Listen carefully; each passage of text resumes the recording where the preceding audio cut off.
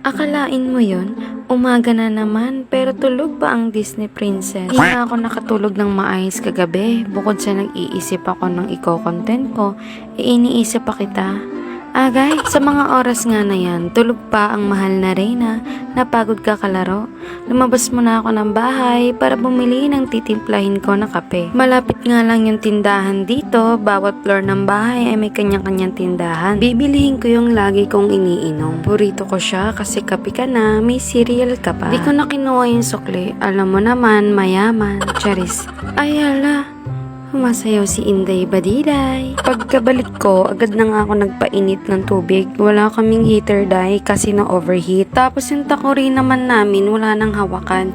Kaya naman, ang kaldero na lang ni Aling Bebang ang gagamitin na nagkakahalaga ng 599,000. Siyempre, mainit na kagad ang kapeng papalamigin bago inumin. Tapos nung nalagay ko na sa baso, nilagyan ko na ng ininit tubig. Sa umaga, kape sa gabi. Hala, sige. Huwag nang paikot-ikot, katulad ng jawa mong pinaikot ka lang. Aray!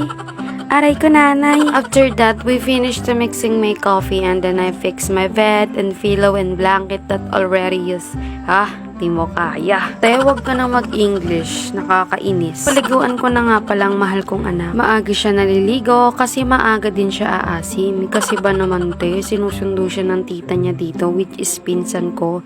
Pero kaedad niya lang. Aalis siya na malinis, uuwi siyang madumi. Tapos na siyang bihisan, oras naman nating magkape-kapehan. Kape tungo sa tagumpay, wag lang mawalan ng malay. Presyo, maya-maya yan kasing dumi na siya ni tita. Ganda ng sky, parang pag-ibig ko sa'yo'y nag-fly-fly.